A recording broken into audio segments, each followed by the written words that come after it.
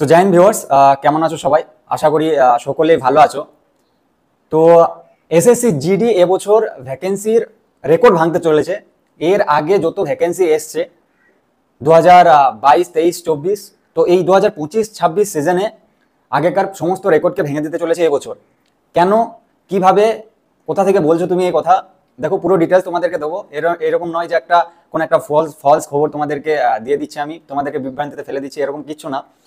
তো অগ্নিবীরে এবারে যারা যারা ফেল করেছো বা যারা আর এটাতে অ্যাপ্লাই করতে পারছো না, এসএসসি জিডিতে যারা পাচ্ছ বা এসএসসি জিডি যারা প্রিপারেশন নিচ্ছ, তাহলে ভাই এটা হতে চলেছে তোমার জন্য সব থেকে বড় অপরচুনিটি। কারণ এর থেকে বড় সুযোগ হয়তো আর তুমি পাবে না, কারণ এত ভ্যাকেন্সি আসবে তোমরা সেটা কল্পনাও করতে পারবে না। দেখো, এসএসসি জিডি যারা প্রিপারেশন নিচ্ছিলে, কাট অফ কি হচ্ছিল, বিগত বছরগুলোতে কাট অফ একটু হাই যাচ্ছিল। কাট অফ হাই যাওয়ার কারণে কি ছেলেগুলোর মন মর্জি খারাপ হচ্ছিল, কি পড়াশোনা করার পরেও আমরা কাট অফের কাছে পৌঁছাতে পারছি না। ম্যাক্সিমাম ছেলে, যদিও এবছরে কাট অফ কম গেছে, অনেকটা কমে গেছে কাট অফ, বাট তবু তার আগে হাই যাচ্ছিল। তো সেখানে কি হচ্ছিল যে ছেলেরাও প্রিপারেশন নেওয়ার পরেও পাচ্ছিল না, ওই জন্য আপসেট হয়ে যাচ্ছিল যে এসএসসি জিডি আমাদের নাগালের বাইরে, আমাদের দ্বারা সম্ভব নয়। তো দেখে এবারে এত ভ্যাকেন্সি আসছে যে তোমার একটা সিট দখল করাটা এখনকার মতো আর কষ্ট হবে না তখন। তো যারা প্রিপারেশন টুকিটাকি ভাবে নিচ্ছ, আমি বলবো প্রিপারেশনে জোরদার ভাবে প্রিপারেশনে লেগে যাও তোমরা।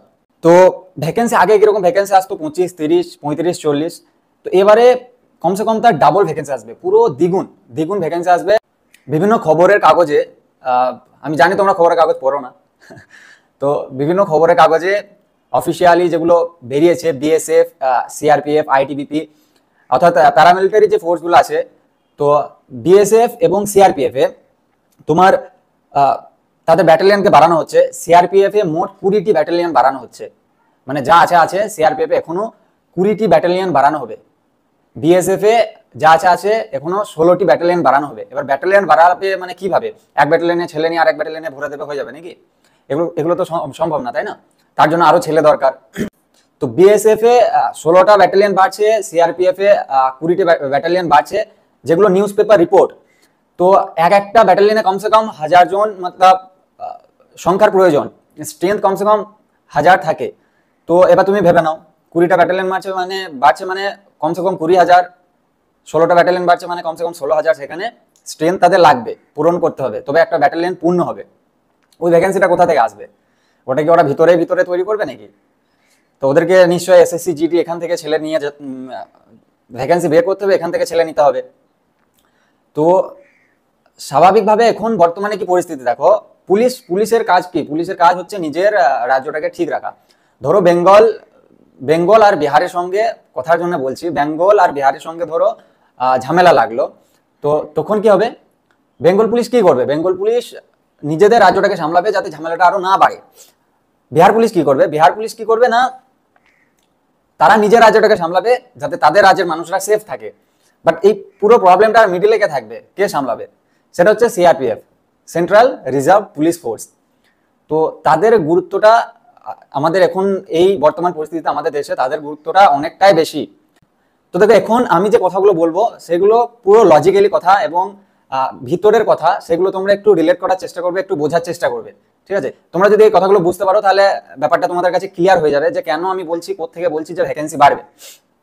তো দেখো, সিআরপিএফ ভোটের সময় কি হয়? ভোটের সময় তোমরা স্বাভাবিকভাবে জানো যে কেন্দ্রে ভোটের সময় সিআরপিএফ জওয়ানদেরকেই পাঠানো হয় সব জায়গাতে। ইন্টারনাল কোনো কিছু হবে তোমার সিআরপিএফ কে সামলাতে হবে। নকশালবাদ ছত্তিশগড়ে, তার জন্য কে? সিআরপিএফ। তোমরা নিশ্চয়ই জানো যে ওখানে প্রচুর সিআরপিএফ শহীদ হয়, শুনেছো নিশ্চয়। তারপরে রিসেন্টলি পেহেলগাম অ্যাটাক তোমরা শুনেছিলে যে কি হয়েছিল না? দেখো, বর্ডার এরিয়াতে কারা থাকবে? বিএসএফ থাকবে।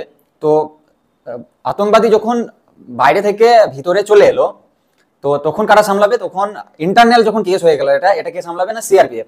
এবার পেহেলগামে যখন আতঙ্কবাদীরা ঢুকেছিল সেই মুহূর্তে সেখানে সিআরপিএফ ছিল না। তো এবার কেন ছিল না? তো দেখো, কাশ্মীরে ওরকম হাই অ্যালার্ট এরিয়া, ওখানে সব জায়গাতে হাই অ্যালার্ট থাকে। এবার হয়তো সেই মুহূর্তে সিআরপিএফ অন্য জায়গায় ছিল। তো এই জন্য ভিতরের খবর যে আরো তাদের স্ট্রেংথের প্রয়োজন, আরো অনেক সিআরপিএফ এর প্রয়োজন। তো এই জন্য এই ব্যাটালিয়নগুলো বাড়ানো হচ্ছে এবং তোমার নতুন করে ভ্যাকেন্সিজ আসবে সেখানে ছেলে পাঠানোর জন্য। তো দেখো, 20,000 সিআরপিএফ চেয়েছে, বিএসএফ চেয়েছে 16,000, কত হলো? 36,000। আর তোমার এমনই 40,000 45,000 ভ্যাকেন্সি এসএসসি জিডিতে এখন দেখা যাচ্ছে, বিগত কয়েক বছর থেকে হিউজ ভ্যাকেন্সি দেখা যাচ্ছে এসএসসি জিডিতে। তো মোটামুটি 80,000 প্লাস ভ্যাকেন্সি আসতে চলেছে, এটা তোমরা ধরে রাখো। এই নিয়ে তোমরা প্রিপারেশন করো যে এত ভ্যাকেন্সি, এর মধ্যে যদি আমি একটা সিট না নিতে পারি তাহলে আমি মানে কোনো কিছু যোগ্য নয়, ঠিক আছে? এরকম ভাবে নিজেকে মোটিভেট করো যে একটা সিট আমাকে নিতে হবে এতগুলো সিটের মধ্যে। সিআরপিএফ এবং বিএসএফ ছাড়াও যেগুলো তোমার এসএসবি, এসএসবি দেখো তোমার নেপাল ভুটান বর্ডার ওরও সীমিত, ওখানে নেপাল ভুটান বর্ডারের অত ঝামেলা ঝঞ্ঝাট অতটা কিছু নেই, ওখানে ওই জন্য সীমিত ভ্যাকেন্সি থাকে। তারপর তোমার আইটিবিপি আসাম রাইফেল, এটাতেও তোমার চায়না বর্ডার অরুণাচলের ওই সাইডে, তো এদেরও এখানটাতেও ছেলে নেয় অনেক। তারপর তোমার অন্যান্য সিআইএসএফ যেটা ইন্ডাস্ট্রিজ, ইন্ডাস্ট্রিজ ভারতে এখন কত ইন্ডাস্ট্রিজ বাড়ছে দিন দিন, সেটা তোমরা দেখতে পাচ্ছ।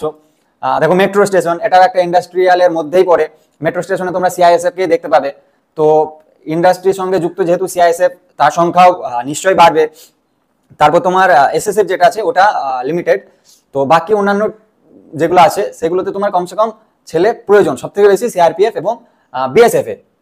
সিআইএসএফ এ আগে খুব একটা ভ্যাকেন্সি আসতো না, তো বর্তমান সময়ে সিআইএসএফ এরও একটা এই 1-2 বছর থেকে হিউজ ভ্যাকেন্সি আসছে, তোমরা দেখেছো। তো এবছরও আসবে, দেখবে সিআইএসএফ এরও একটা বেশি পরিমাণ ভ্যাকেন্সি তোমরা দেখতে পাবে। তো SSC GD form fill up তোমরা দেখতে পাবে অক্টোবর নভেম্বর মাস নাগাদ, আশা করছি অক্টোবর নভেম্বর মাস নাগাদ তোমাদের অ্যাপ্লাই হবে।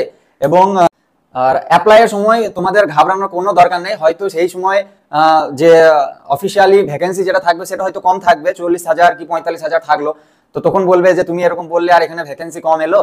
তো ঘাবড়ানোর কোনো ব্যাপার নেই, অপেক্ষা করো, কারণ এসএসসি জিডি এরকম অনেকবার হয়েছে যে অফিসিয়াল একবার ভ্যাকেন্সি বের করেছে, তারপর সেটাকে ধীরে ধীরে ইনক্রিজ করা হয়েছে, দিন দিন আবার ভ্যাকেন্সি বাড়িয়ে দেওয়া হয়েছে তোমার পুরো প্রসেস রিক্রুটমেন্ট কমপ্লিট হওয়ার আগেই। তো প্রথমেই যদি কম ভ্যাকেন্সি আছে ঘাবড়ানোর কোনো দরকার নেই, ভ্যাকেন্সিটা আবার পরবর্তীকালে দেখবা বাড়িয়ে দেওয়া হবে। তো অ্যাপ্লাই অক্টোবর নভেম্বর করে সম্ভবত হয়ে যাবে, এবং তোমাদের পরীক্ষাটা 2026-এর ওই জানুয়ারি ফেব্রুয়ারি মাস নাগাদ হতে চলেছে। তো দেখো ইনফরমেশন তো তোমরা পেয়ে গেলে, এবার প্রিপারেশনটা কে নেবে? প্রিপারেশনটা তো তোমাকে নিতে হবে, তাই না? চাকরিটা তোমাকে পেতে হবে। তো এই হিউজ পরিমাণ ভ্যাকেন্সি মধ্যে যদি তুমি একটা ভ্যাকেন্সি না নিতে পারো তাহলে সেটা ভাই তোমার দোষ। এখন না হলে আর এরপরে মানে হবে সেটা তুমি কিভাবে ভাবছো যে এত ভ্যাকেন্সি আসার পরে যদি তুমি না পারো? তো দেখো এসএসসি জিডি এবং অগ্নিবীর রিলেটেড যদি কোনো কোনো কিছু অন্যান্য কোনো কিছু জানার থাকে, প্রশ্ন থাকে, অবশ্যই আমাকে কমেন্ট করো, আমি উত্তর দেওয়ার চেষ্টা করব। আর লাইভে আমি আসার চেষ্টা করব এই 1-2 দিনের মধ্যে। তো তোমাদের যদি কোনো কিছু ডাইরেক্ট আমাকে জিজ্ঞাসা করার থাকে লাইভ জয়েন করবে, আমি তোমাদেরকে লাইভে তোমাদের প্রতিটা কথার উত্তর দেবো যতটা আমার যা কিছু জানা থাকবে। আর ভিডিওটা যদি ইনফরমেটিভ মনে হয় তোমার, যে কিছু জানতে পারলে, তো অবশ্যই ভিডিওটা লাইক করবে অ্যান্ড বন্ধুদের মাঝে শেয়ার করে দেবে। আর দেখা হচ্ছে পরবর্তী কোনো এক ইনফরমেটিভ ভিডিওতে, ততক্ষণ ভালো থাকো, সুস্থ থাকো, জয় হিন্দ।